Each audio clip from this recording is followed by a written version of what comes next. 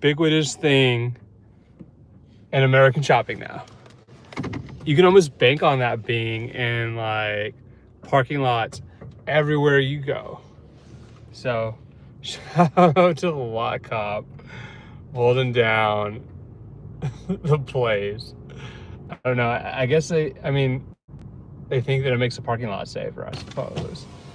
They've also locked up everything in the stores, and eggs are like $1 million. That's crazy. I mean, I guess it's the avian flu, but maybe also some inflation, because you can't tariff your trading partners and not expect it to have an impact. But this is gonna be a quick little stream. I'm just doing my thing. Cruising suburbia.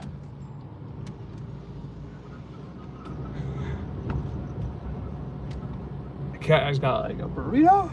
Yeah. Went the wrong way. It was worth it seeing that guy eat a burrito. I was like, whoa. Also, if you're ever hungry, La Baguette actually makes pretty good Vietnamese sandwiches. I was not unimpressed by that banh mi. And if you don't know Vietnamese sandwiches, you gotta get the pate in it, because the pate is the best part of a Vietnamese sandwich.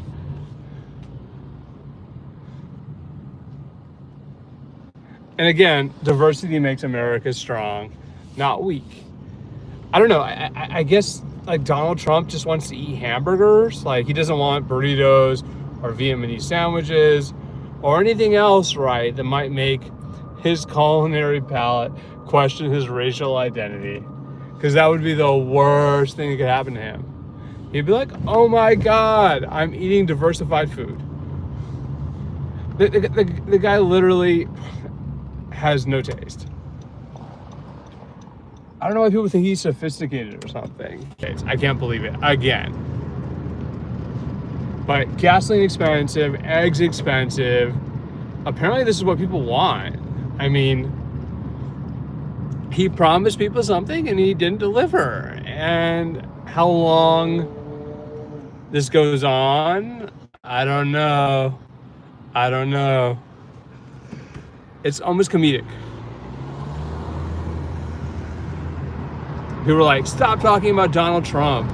I'm like, no, I will not.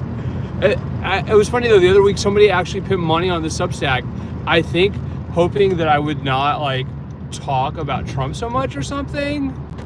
I mean, but dude's president of the United States and he's doing a crappy job. Some of the polling on it has been like really informative. 83% of people disapprove of him pardoning violent January 6 offenders. His approval ratings are actually the highest he's ever had, but he's still got disapproval. Like, a slight majority of people disapprove of how he's leading this. And like, I don't know what the point is of the tariff war. Like, I guess like it's kind of just like, I'm just gonna fight everybody mentality and hope that it works. So like, it doesn't work. You can't fight everybody all the time. Like, and like, certainly you guys have seen this dynamic play out. If you just fight everybody all the time, you make enemies out of everybody, things start to slow down and collapse. You cannot sustain a movement based upon discord. There has to be some sort of unifying, rallying principle, right? That's gelling people together. Otherwise, it falls apart very quickly. So like, that's just like classic sociology. Movements, benefits, right? Like dishing it out, making people feel right, like they're part of something. You have to have a core message and you have to have benefits, right, that are transferred, right, equitably. Otherwise, it just always falls apart. And you can bank on it. And like, you didn't need to go to like intro to sociology in college to like understand some of these dynamics, because like we see these dynamics in our daily lives. It's a tribal behavior. It's tribalism, but it is quite beautiful out here this evening. It's not too cold here ever. It hasn't gotten hot yet. At some point it's gonna get really hot out here, and I'm gonna be like living it up because I don't mind the heat. I can't stand the heat unlike some other people. So I hope everybody's doing well. I'm not gonna like stream the whole night here or anything. I don't have anything special going on, but I did have some people requesting like a night stream. And like, even though I'm not gonna drive out to like the far desert, mostly because gasoline is super freaking expensive, it's still nice to just kind of like cruise like this a little bit. You can get a little bit of the idea. And I don't miss LA traffic. I really, really don't. LA traffic is disappointing. Let's go.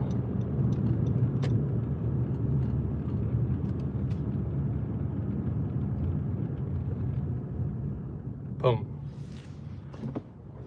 Living that life. Take a little pass here. And you can drive fast out here. Well, sometimes.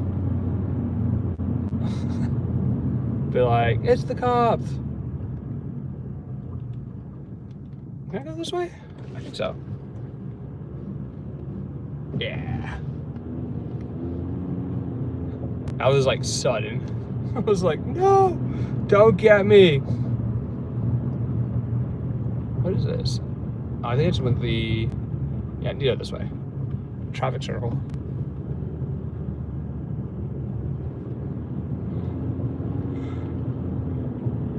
I think some people just enjoy a good chase though, right? Like this is like part of the Trump alert, right? Everybody's chasing after Donald Trump, right? Like it's the it factor. And the guy knows how to play this up. And he does it to the nth degree. He's always the biggest it that there is. And it's really quite clever to make yourself the alluring, charismatic figure that people love to hate. And it's easier to do that, right, than to create genuine affection, right?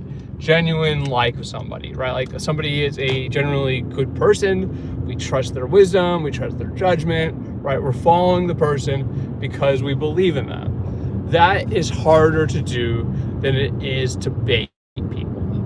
Baiting people is actually kind of easy. You just keep throwing red meat at them, making them believe, right, that you're going to deliver entertainment factor.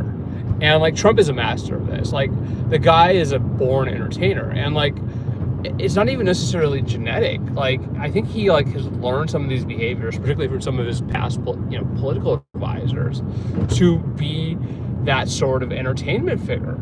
And like whether or not this is like to the benefit of the country is probably the biggest question to debate, right? Like if the guy's just constantly creating chaos, does chaos pay off, or is chaos the end in itself? And I think you're seeing a lot of people sort of taking this as the end of itself, right? Like, hey, he's creating a lot of chaos. Look how crazy this guy is. Look what he's doing. He just fired the chairman of the Joint Chiefs of Staff, right, and the head of the Navy, calling them slanderous things, essentially, right? Like, DEI hires and, radical wokeness. A lot of it not even true, but it's very clever and compelling way to use essentially a red herring, right, against people, to turn them into something that they're not. And he did this to Kamala Harris. It's a very clever game. And it works. It absolutely works. So, like, you can hate the guy, but you still gotta respect that he is a master manipulator. And, like, on some level, people want to be manipulated. The manipulation feels good, right? It makes you believe, essentially, that he's going to be there for you. But you just need to go to the gas station right now, or go try to buy eggs. You're gonna go, I thought things were gonna get better, right? And they haven't. So really, like, this kind of like waiting game that we got going on here is part of the charm in itself. It makes you just want to keep watching. I mean, it's like every day in America now is an episode of The Apprentice. And The Apprentice was entertaining. Like, I used to watch that. I mean, you want to see who gets fired next, right? Like, who's going to last? And that is unfortunately what we have going on right now. whether it's good for democracy or the country, I mean, I tend to think it's bad for democracy. Maybe there's going to be some dividends for the country, but right now, I think there's more hurt. He can blame his predecessor for a while, but at a certain point, like, the blame the guy who, was there before me argument dries up after a while. It's not the most sustainable thing that you can be doing. And that is where we are at. So I hope everybody go find cheap gasoline, try to buy the cheap eggs, hold on for dear life that things are not going to continue to spiral, because right now they're spiraling. Firing people for political reasons en masse, right? Like all those federal workers that he's fired, right? Those are people who are entering the job market again, right? Not all of them are going to be absorbed. It is lost economy. It is maybe a little bit of dent in the federal bottom line, but it's going to have a larger, economic ripple. And like the sad part is, a lot of people were doing really, really good things for the country, helping veterans, upholding civil rights, making schools safe, right? Like, these are things that we should want. Investigating criminal cases. I mean, there's a certain point at which you can cut, right? But if you just cut haphazardly, you're gonna make some mistakes. And that is the situation that we're in. I don't know, is it a mistake, or is it just business as Trump wants it to be business? So, a Cybertruck. And I haven't hit up any Tesla protests yet, but I might have to. Just because, like, I can't. Elon Musk is annoying. Like, the guy is annoying. And he's not a good person. Like, this is like the thing about Trump, right? Like, he has this like congenial, like, tough grandpa thing, but Elon Musk doesn't have that sort of assuring personality so much. It's not as calming or soothing to think that this South African billionaire is at the highest levels of government.